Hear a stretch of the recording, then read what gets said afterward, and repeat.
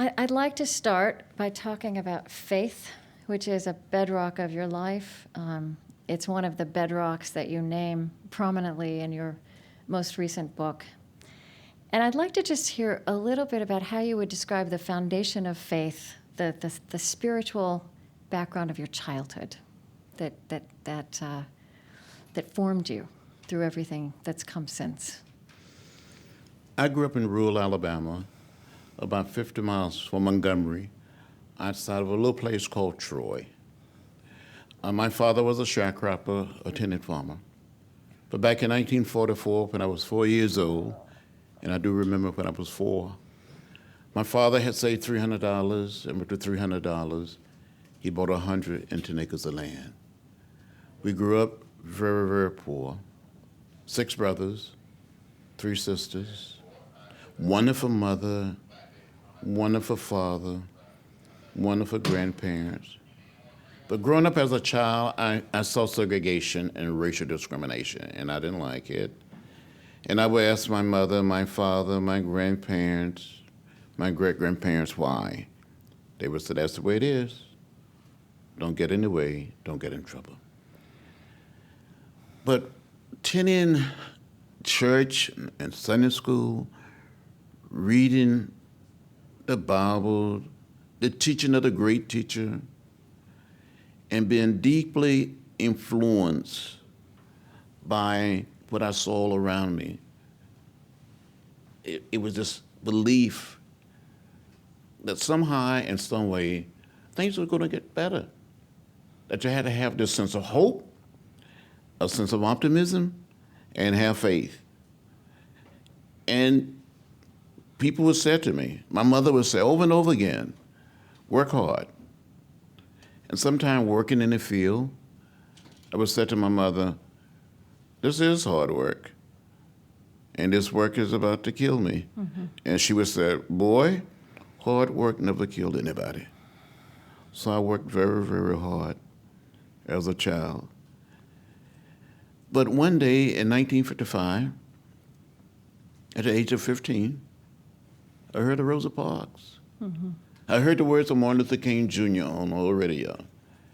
And he was talking and preaching about nonviolence, about peace, about reconciliation, and about the capacity, the ability to change things.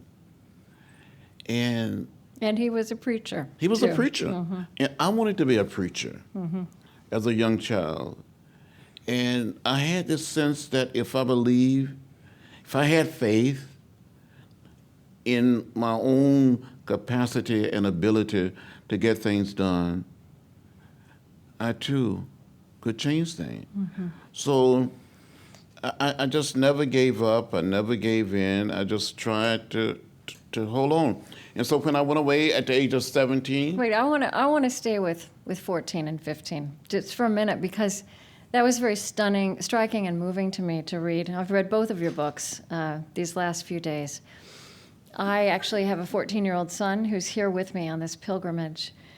And it was so striking to read about you being 14 in 1954 and reading about Brown versus Board of Education. And also, as I read it, being filled with hope and excitement at that news, and also not seeing anything change immediately in the world of Alabama. And really those years of you were 14 and heading into 15, as you say, 1955, you heard Martin Luther King's voice for the first time, the bus boycott, and also things like another 14-year-old boy, Emmett Till, who was killed in Mississippi. So talk a little bit about how that period in your life, which in any life is a tumultuous moment, what started to happen to you then? During that period, I raised a lot of questions. I asked a lot of questions of my mother, my father, of the ministers around. They accused me of being nosy, and I thought of myself as just wanting to know. Mm-hmm. I was inquisitive. Mm-hmm. When I heard about the Supreme Court decision in 1954, I thought the next school year that I would go to a better school. At least it would be a desegregated school. I wouldn't have to ride a broken down bus, and I would be able to get new books. But it never happened for me. It never happened. But I didn't give up. I didn't become bitter or hostile. I kept the faith. And I remember hearing about what happened to Emmett Till. And I thought, if something like this can happen to a young man. This is a young boy. man who was visiting relatives in Mississippi from Chicago, right? Yes. Yeah. And it could happen to any of us. And I remember even before then, in 1951, when I was 11 years old, I traveled one summer with an uncle and aunt and some of my first cousins from rural Alabama to Buffalo for a visit, for a trip. I had never been outside of the South. And being there gave me hope. And I saw how people lived there. I said, the way they're living in Buffalo, maybe somehow in some way we can make the South, make our region. I wanted to believe, and I did believe, that things would get better. But later, I discovered, I guess, that you have to have this sense of faith that what you're moving toward, that it's already done. It's already some more about happened. that. Say some more about that. It's the power to believe that you can see, that you can visualize that sense of community, that sense of family, that sense of one house. And live as if. And you live that you're already there, that you're already in there, in that community, part of that sense of one family, one house. If you visualize it, if you can even have faith that it's there, for you it is already there. And during the early days of the movement, I believe that the only true and real integration of that sense of the beloved community existed within the movement itself. Because in the final analysis, we did become a circle of trust, a band of brothers and sisters. So it didn't matter whether we were black or white. It didn't matter whether you came from the north to the south, or whether you're a northerner or southerner. We were one. You had made that vision real.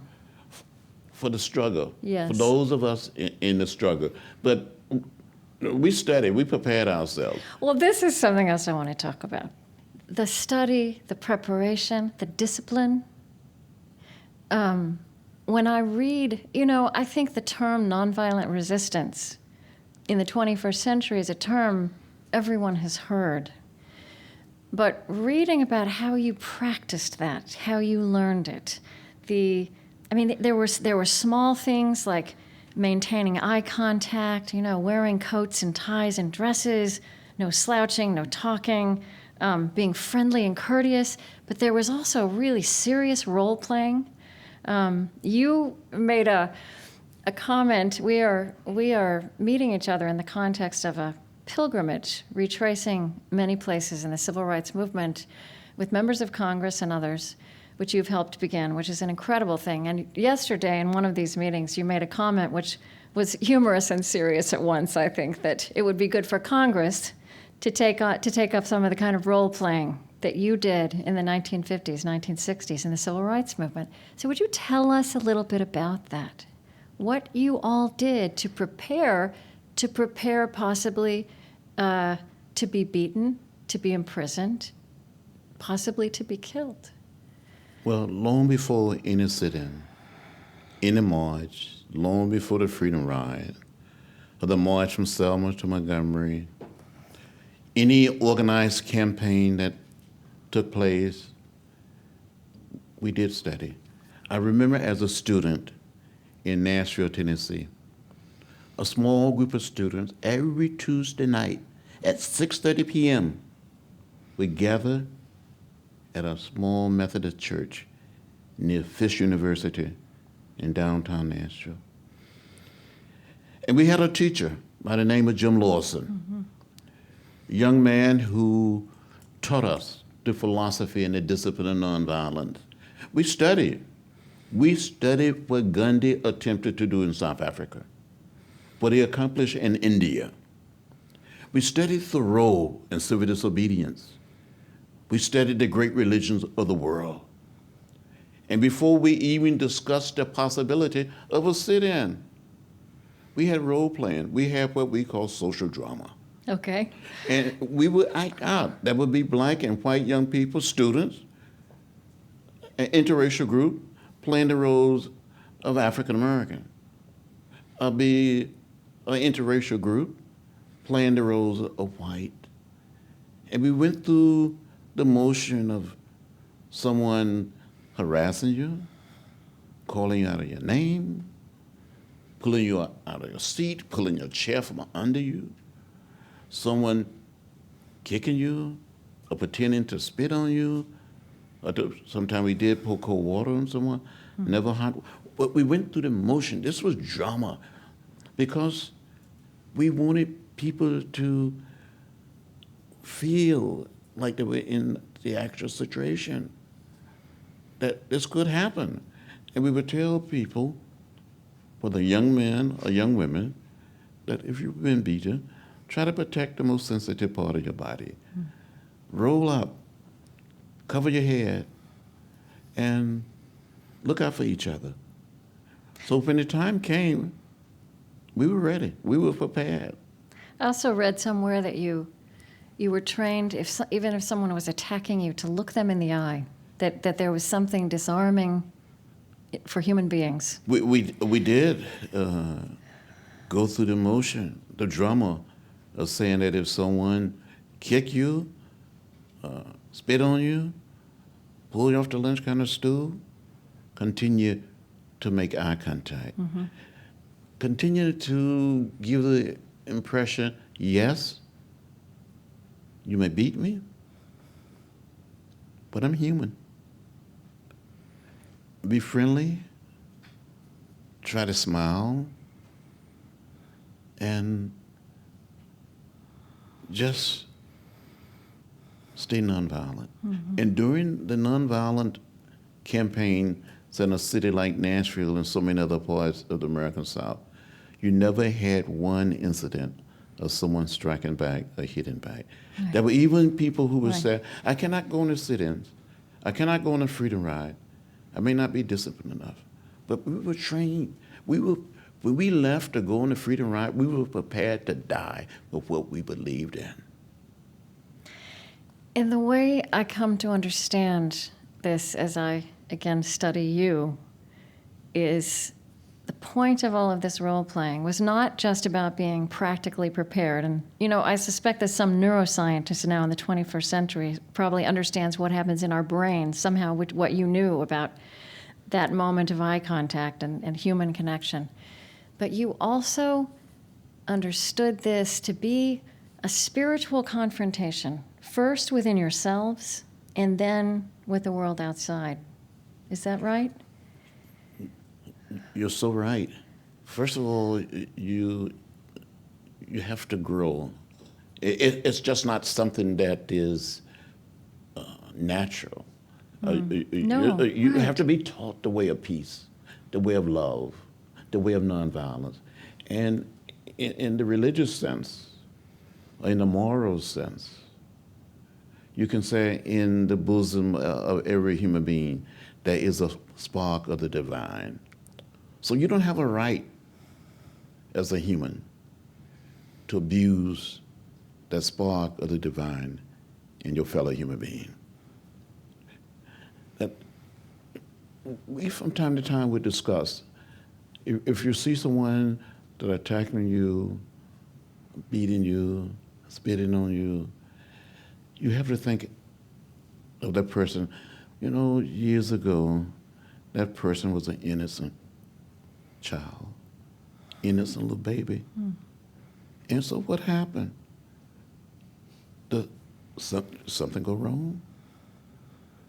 Did the environment, or did someone teach that person to hate, to abuse others? So you try to appeal to the goodness Right. of every human being. And you don't give up. You never give up on anyone. So here's a line from your book, Across That Bridge. The civil rights movement, above all, was a work of love. Yet even 50 years later, it is rare to find anyone who would use the word love to describe what we did. What you just said to me illuminates that. I think part of the explanation of that is the way you are using the word love is very rich and multi-layered and also challenging for the person who loves. Well, I think in our culture, I think sometimes people are afraid to say, I love you. We're afraid to say, especially in public life, many elected officials or would-be elected officials, they're afraid to talk about love. Maybe people tend to think something is so emotional about it. Maybe it's a sign of weakness. And we're not supposed to cry. I mean, we're supposed to be strong. But love is strong. Love is powerful. Love, the movement created what I like to call a nonviolent revolution. It was love at its best. It's one of the highest forms of love. That you beat me, you arrest me, you take me to jail, you almost kill me, but in spite of that, I'm gonna still love you. I know Dr. King used to joke sometimes and say things like, just love the hell out of everybody, just love them. Love the hell out of them. Yeah. Gandhi was such an important figure for you, for all of you, for Dr. King as well, and I also think that may be a little bit lost in our collective memory. I think it's important to remember that, the very rich spiritual lineage that you were all drawing on and became part of. I was really struck by you often refer to Gandhi's, one of Gandhi's important terms, satyagraha.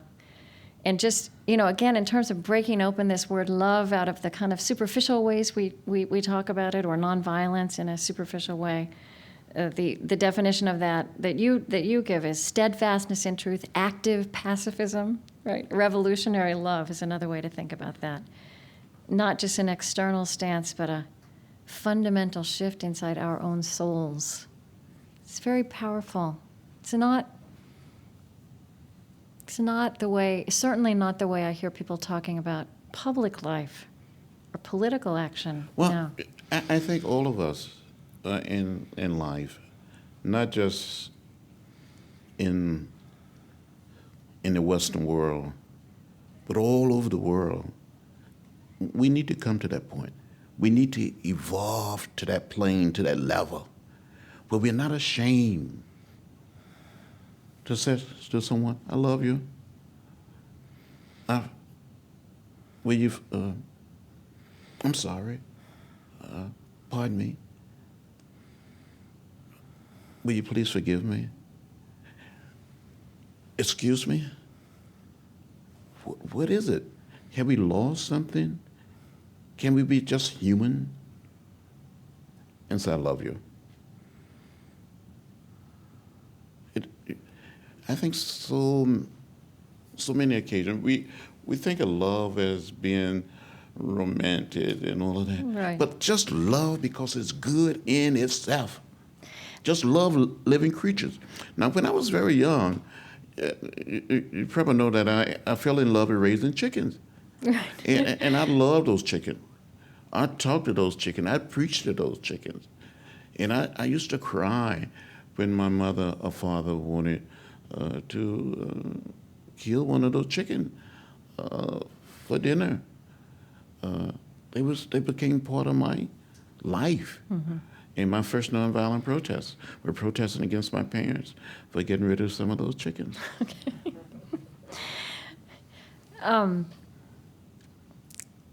Let's talk a little bit about suffering, which is something that went right alongside that love in the movement, even with your chickens, and I think in the way you live now. You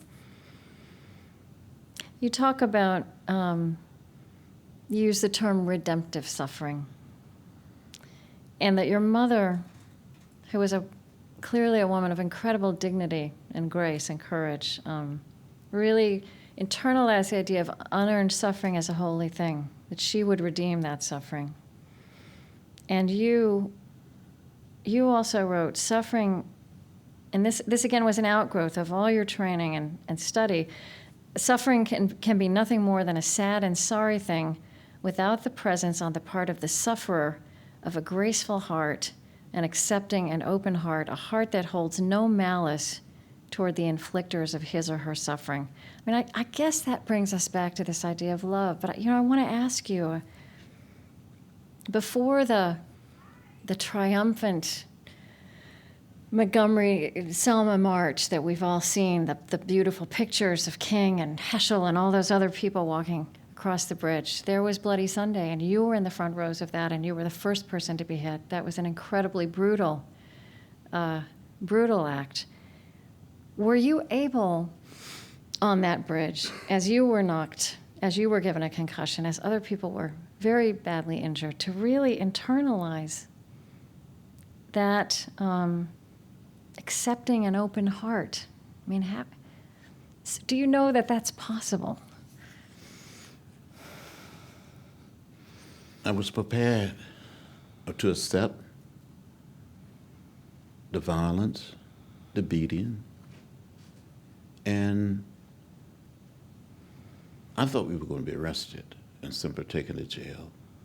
I didn't have any idea that we would be beaten. And that you would be met by these masses of state officers, troopers, horses, and the posse of the sheriff, that we would be trampled by horses and tear gas and beaten all the way back to the church. Right. I thought I was going to die. I thought I saw death. I thought it was my last nonviolent protest. But before I guess I lost consciousness, I became deeply concerned about the other people on the march. But in all of the years since, I have not had any sense of bitterness or ill feeling toward any of the people. I just don't have it. It's not, I guess it's not part of my DNA to become bitter, to become hostile.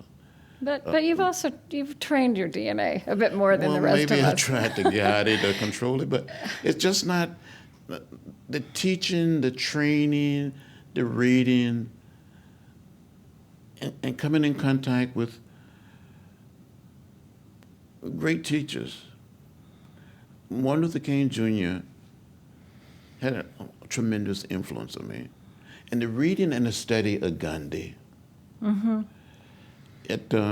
When I saw the film several years ago of Gandhi, and saw the March to the Sea, it reminded me of the march from Selma to Montgomery. That there come a time when you have to be prepared to literally put your physical body in the way to go against something that is evil, unjust, and you're prepared to suffer the consequences. Mm-hmm. But whatever you do, whatever your response is with love, kindness, and that sense of faith. In my religious tradition is this belief that it's going to work out. It is going to work out. It's all going to be all right. And people will ask me from time to time, what should we do, John, during the sit-ins or during the freedom rides? And I would say we need to find a way to dramatize the issue. We need to find a way to get in the way. But it should be in a peaceful, loving, nonviolent fashion. Hate is too heavy a burden to bear. Mm-hmm. And do you feel like even in that moment, in that very dark on that dark day on the Edmund Pettus Bridge. Were you able to love those officers who came at you in this sense you're describing? I saw these officers as individuals carrying out an order. And since then, I've had an opportunity to meet some of the sons and daughters of some of the people.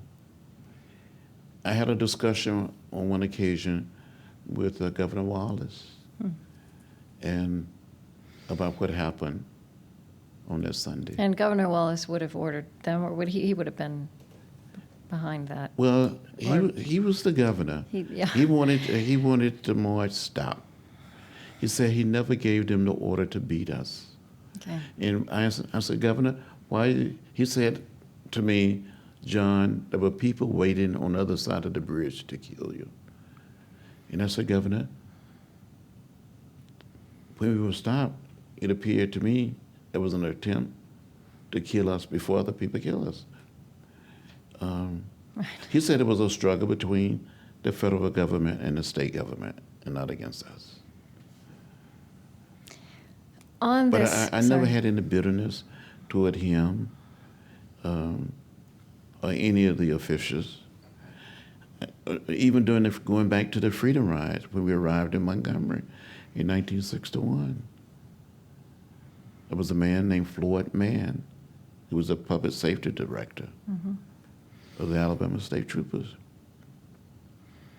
He came and stood and put a gun up in the air and said something like, there will be no killing here today, there will be no killing here today. And several years later, I saw Floyd Mann, after I got elected to Congress, at the dedication of the Civil Rights Memorial. And he asked me, he said, Congressman Lewis, do you remember me? And I said, Mr. Mann, how could I forget you? You saved my life. He cried and I cried. And I was present and very privileged just today here in Montgomery to witness the head of public safety here in Montgomery, the chief of police, offer you a public apology, and a new generation of Montgomery policemen talk about his work to bring the truth of that history to policemen coming up now. It was an incredible moment.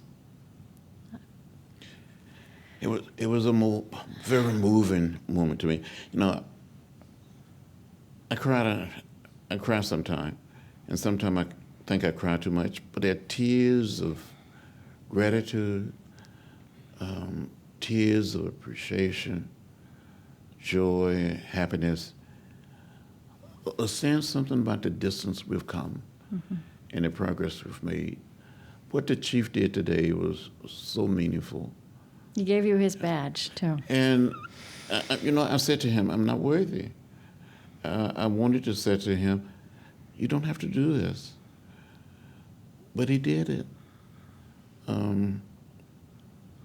It says something about the power of love, the power of nonviolence, that it happened to move us toward reconciliation. And I want to push you a little bit, because the word love, as you said, it's romantic. Love, as you are talking about it, as you have aspired to live it, is not a way you feel. It's a way of being. It's a way of being, yes. It's a way of action. It's not necessarily passive. It has the capacity, it has the ability to bring peace out of conflict, has the capacity to stir up things in order to make things right. When we were sitting in, it was love in action. When you were doing the sit-ins, like at lunch counters, at big department stores that had been segregated, and or when we went on the Freedom Ride, it was love in action. The march from Selma to Montgomery was love in action. We do it not simply because it's the right thing to do, but it's love in action. That we love our country, we love a democratic society, and so we have to move our feet. That phrase, an African proverb, when you pray, move your feet. You've got that in both of your books. I even tweeted it the other day. People love it. It's an amazing phrase. It's also interesting how that imagery recurs. You talk about Montgomeryans speaking with their feet. You know, Heschel, after the march, said he felt like he was praying. His feet were praying. I wonder if you think about, you became a congressman, is it right, in 1987? Is that right? I took office in 1987, elected in 86. Okay. So is being in politics part of your way of praying with your feet now? I see my involvement in American politics as an extension of my faith, not simply as an extension of my involvement in the civil rights movement. Mm-hmm. My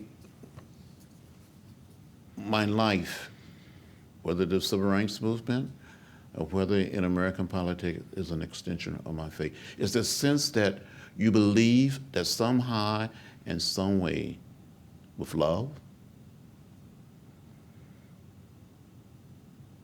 and this sense of, I got to do it.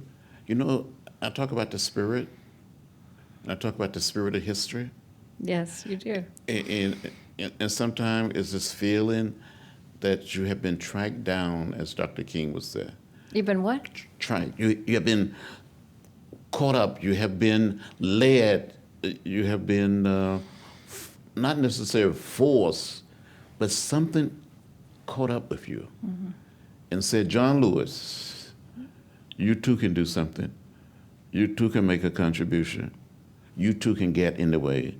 But if you're going to do it through and with love, peace, nonviolence, and that element of faith. Oh, I wonder if you have the distinction of being the U.S. congressman who's spent the most days in jail in his life. I don't know. I never thought about it. I've not thought about it. I can't believe there could be many who've been in jail more than 40 times. Well, I didn't want to go to jail. I know. I didn't want to, because jail is not a pleasant place. But jail became one of the way out. To be arrested, to go to jail, when it's unearned suffering. Mm-hmm. It sent a message. It helped make the person who's suffering better. I feel better. I felt so good the day I was arrested. But again, that internal discipline was at play, right? Yes. You were turning that unearned suffering into something. Well, we were using it to help move the society, but also not just the larger society, but to help move us as individuals. Mm-hmm. That you can suffer and you can come out better. I felt liberated. I felt free. Right. Something else I want to talk to you about is the idea of patience. It's another word you use a lot. It's a word I almost think 21st century Americans are allergic to. It's not really a virtue of this culture. Certainly not something people are trained in this culture. You know, you've said of your character, of your personality, that you're more of a pilot light than a firecracker. But I want to ask you about this. I want to engage you on this. It seems to me someone might look at your life and thinking and the civil rights movement and say there's always this tension between a commitment to nonviolence and a total resistance to and struggle with injustice. And there are some, so I want you to help us inside this virtue of patience as you've learned it and lived it. There are places in your memoir that are just so striking to me. Here's a line. You were talking, I think, about literacy training, voting rights, and all the things you trained people in, and you said, we perceived that waiting was an elegant way to prove a point. That again and again, in these different situations that the civil rights fighters put themselves into, your civility demonstrated the absurdity of the other side. But there's a patience there, but there's also a total impatience. And at the March on Washington, your speech that you were going to give was actually edited, and there was lots of hand-wringing. And here's what you had planned to say: we will march through the South, through the heart of Dixie, the way Sherman did. We shall pursue our own scorched earth policy and burn Jim Crow to the ground nonviolently. We shall fragment the South into 1,000 pieces and put them back together in the image of democracy. So help us understand how that is not a contradiction to the virtue of patience. Also, in the speech, near the beginning, I said, you tell us to wait. You're right. You're right. You got it right. I said, you tell us to wait. You tell us to be patient. We cannot be patient. We want our freedom, and we want it now. So when you look at that speech of August 28, 1963, you see in a speech by a young guy, 23 years old, I learned, I become better, I'm wiser.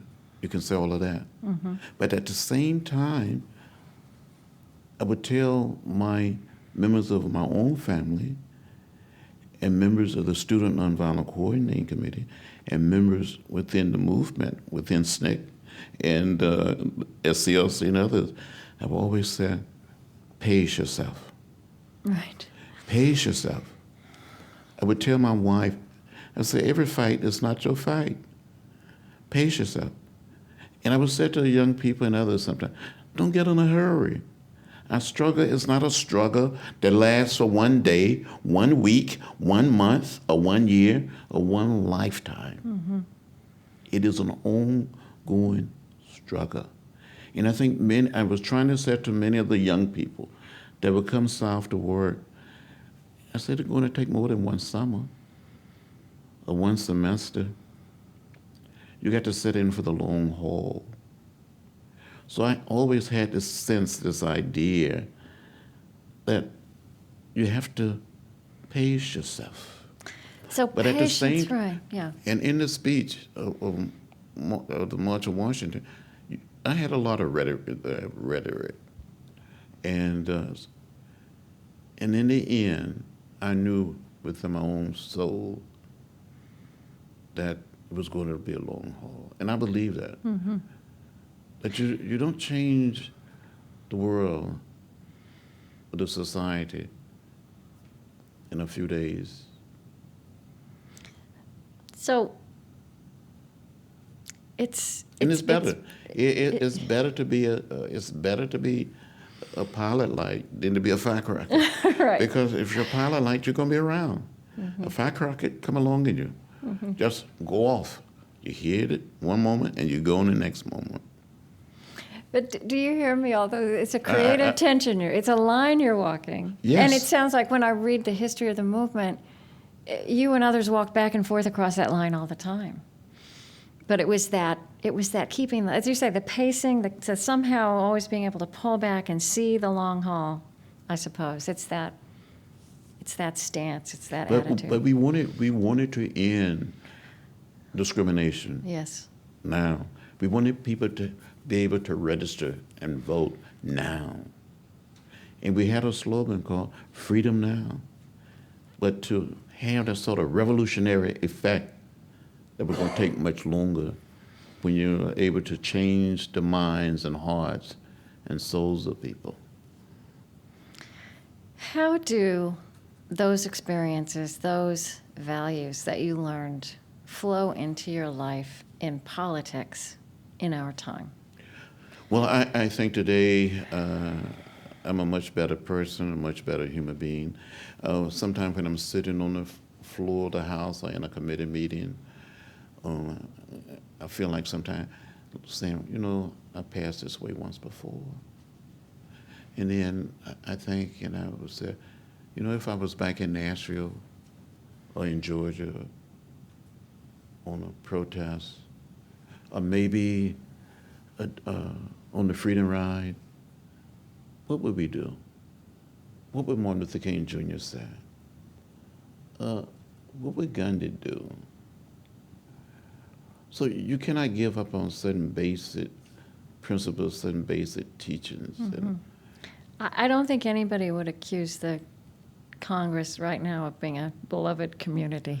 Well, I think we are some distance away from becoming a beloved community, but I will not give up on Congress. Mm-hmm. And it's my hope that when members of Congress come on trips and journey and a pilgrimage, that they will learn something, that they will grow and become better members and better human beings. You've talked about how you, small things, but I see this as a direct line from those disciplines of the years in the movement. You greet your political opposites with the words, "Hello, brother." And you also wrote that you sometimes ask your colleagues in Congress, why do we have to be so mean?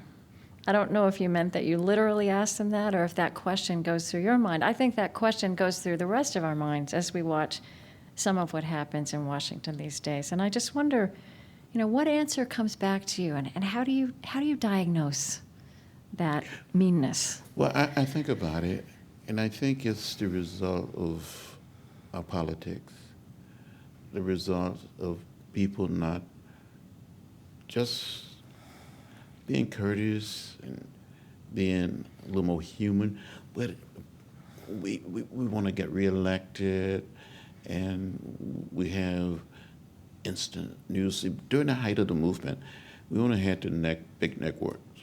We didn't have all of the cable and instant news.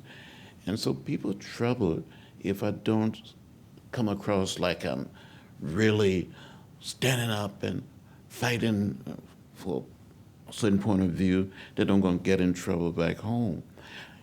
My basic idea and feeling that we must lead. We must not be afraid. We must have courage to lead and help point the electorate to a much higher level. And as I said before, I think in sometimes we just get so involved in thinking about the next election and not thinking about how can we create a sense of community, a sense of one family. But are there ways that you work on that and that you see other people working on that doesn't hit the news cycle? Well, through Faith in Politics, we have had one of the most foremost authority on the teaching and training in the area of nonviolent philosophy, a man by the name of Jim Lawson, who taught us. We've had this man to come. Jim Lawson, who taught you originally nonviolence. You're right, who taught us. And Faith in Politics Institute, I should say, because everyone won't know this, is also what's helped create this pilgrimage. Well, Faith in Politics is responsible for creating and bringing us all together, creating this journey, this mission, this pilgrimage to Alabama, to these sacred, historic places where people change. And what is so amazing to me, I see it every day.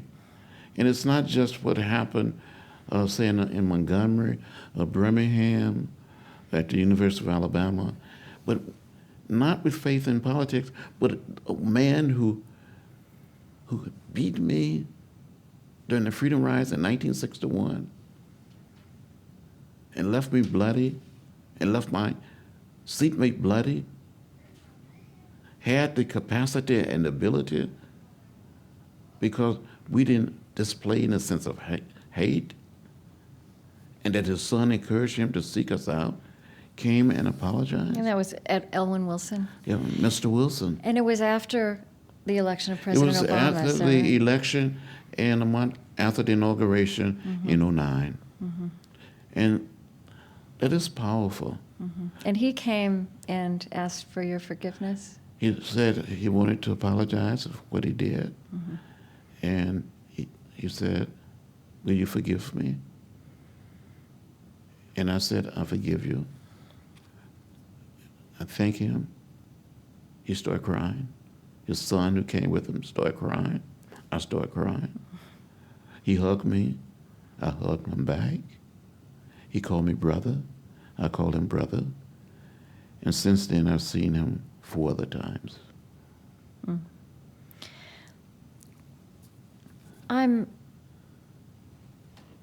Some of the radical aspects of this nonviolent tradition that you were steeped in, that you now bring to your life as a congressman, this idea of, here's something I read in your book, that after the firebombing of the Birmingham church in which 4 little girls were killed, where I was privileged to be with you this weekend, Reverend King said, at times life is hard as crucible steel. In spite of the darkness of this hour, we must not lose faith in our white brothers.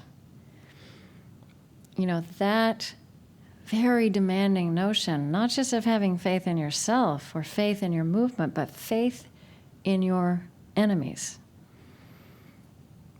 That's powerful, hard. I mean, how could that translate into political life in our time? Do you think about that?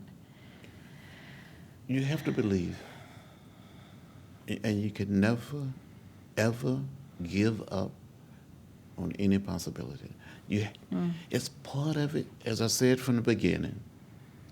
It's already done. You just have to find a way to make it real.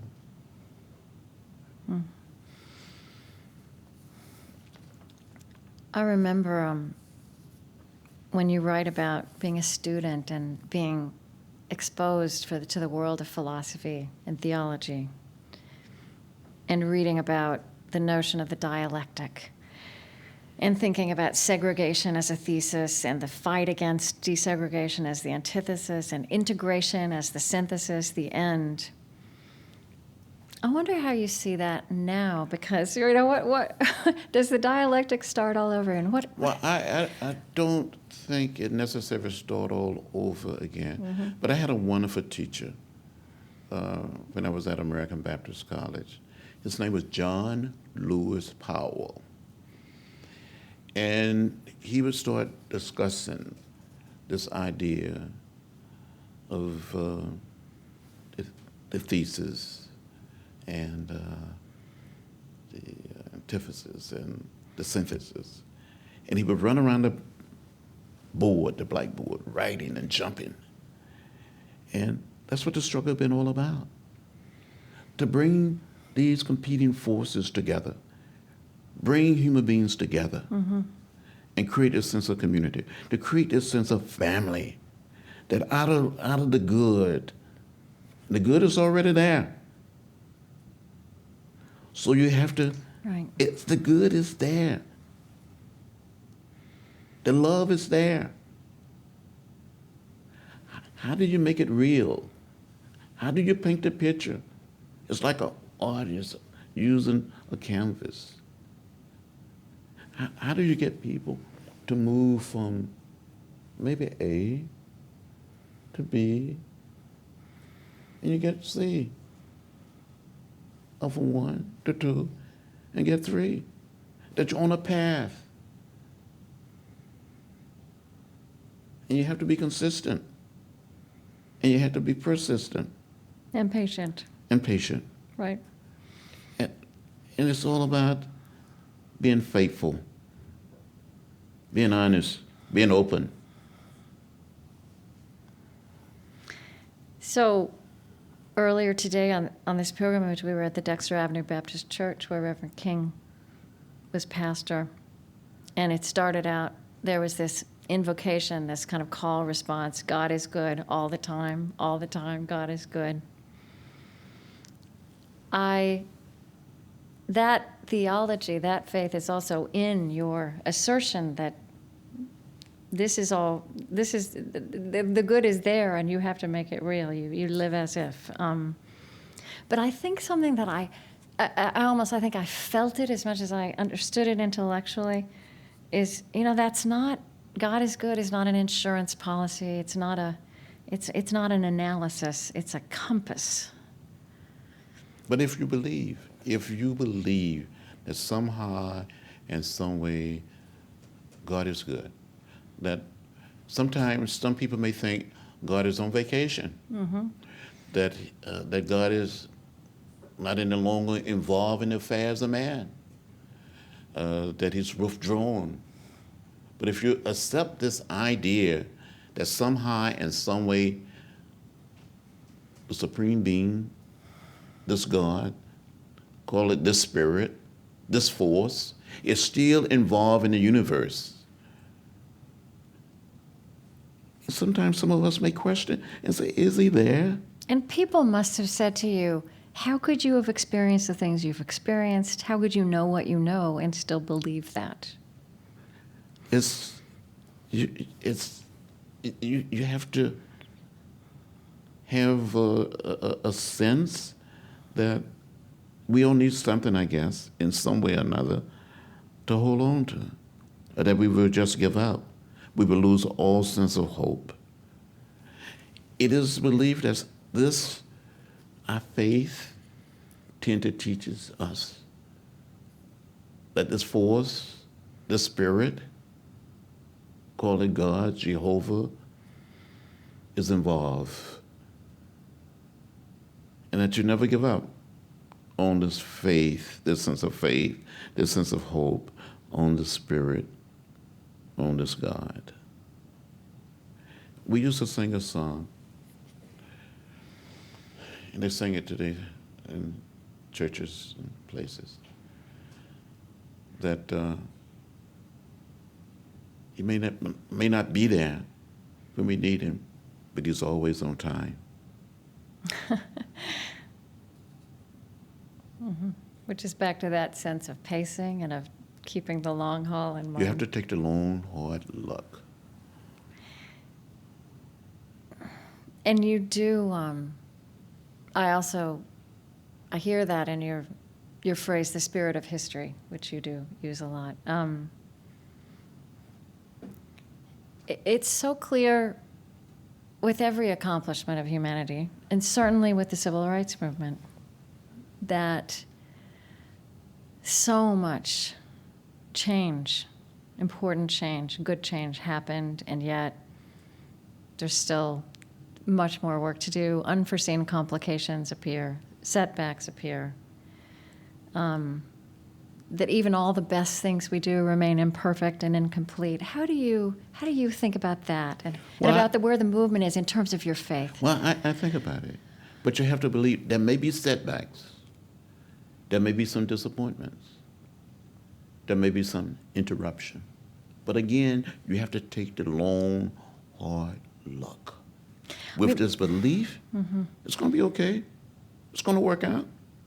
If it failed to happen during your lifetime, then not maybe, but it will happen in somebody's lifetime. But you must do all that you can do while you occupy this space. Okay. During your time.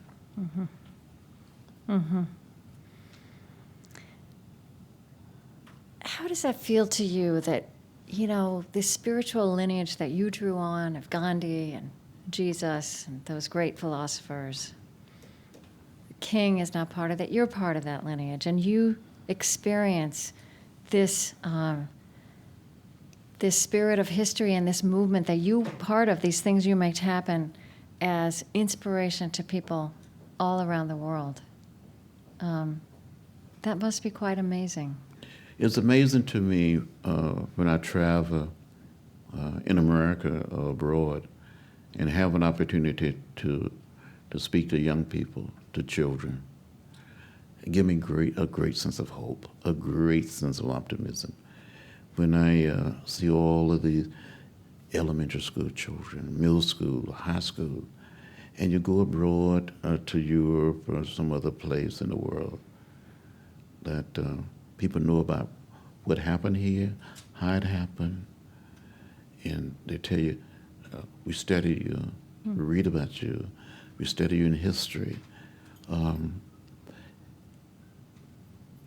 sometimes I feel that I'm not doing enough to try to inspire another generation of people to find a way to get in the way, to make trouble, good trouble.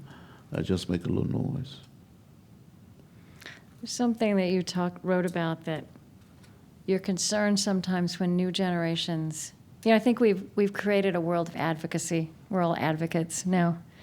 You said you experience people asking you how they can defend their rights and help themselves, and you say, I tell them the best way to help themselves is to help each other, to work for each other, to push for the other, to pull for the other.